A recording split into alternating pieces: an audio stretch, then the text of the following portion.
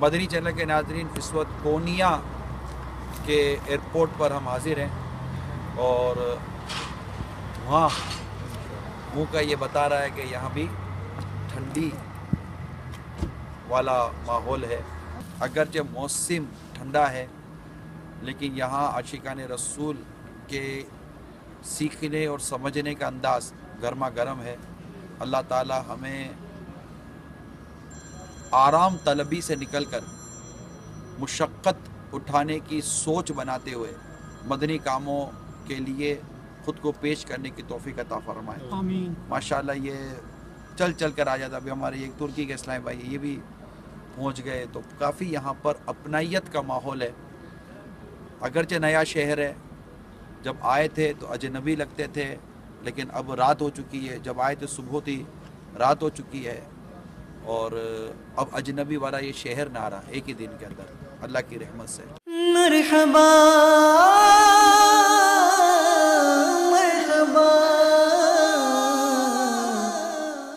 مجھ کو ملی ہے عزت عطار کی بدولت، چمکی ہے میری قسمت عطار کی بدولت،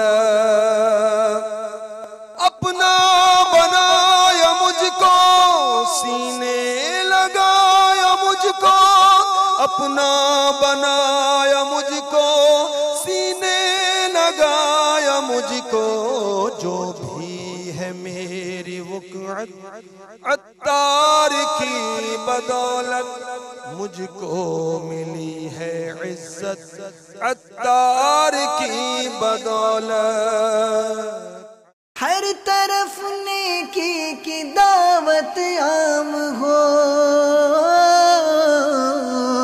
نیک ہو امت اے نانا اے حسین۔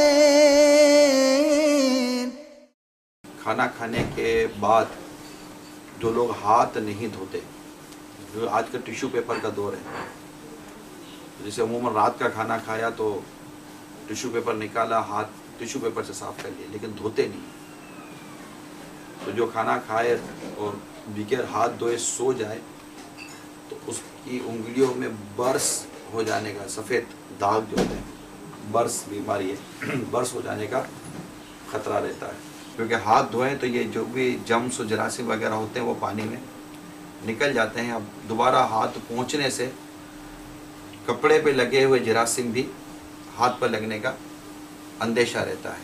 یعنی دانت کا کام ہے چبانا، ہم 2-4 چک مارتے ہیں، اس کے بعد کھانا اندر میں دھکا مار دیتے ہیں، انڈیل دیتے ہیں۔ اس کے بجائے اچھی طرح کا چبا کر کھائیں گے تو انشاءاللہ تعالی صحت و تندرستی ملے گی۔ اس کے علاوہ حدیث پاک میں یہ ہے کہ جب کھانا کھا چکو، خلاصہ عرض کر رہا ہوں حدیث کا، کھانا کھا چکو تو اپنی انگلیاں چاٹ لو اور اپنے برتن چاٹ لو۔ فتاوی رضویہ میں اس حدیث کو اعلیٰ حضرت نے نقل کیا ہے۔ جتنا زیادہ سفیشینٹ انداز میں، خوبصورت انداز میں اور اچھے مینرز کے ساتھ ہم کھانا کھائیں گے، پھر اس نعمت کی قدر کریں گے۔ ہم سب کو بلا حساب جنت میں داخلہ کریں، جملہ پریشانیاں، بیماریاں، بے روزگاریاں، جو ہماری تکلیف کرتا، سب پر اپنی رحمت کی نظر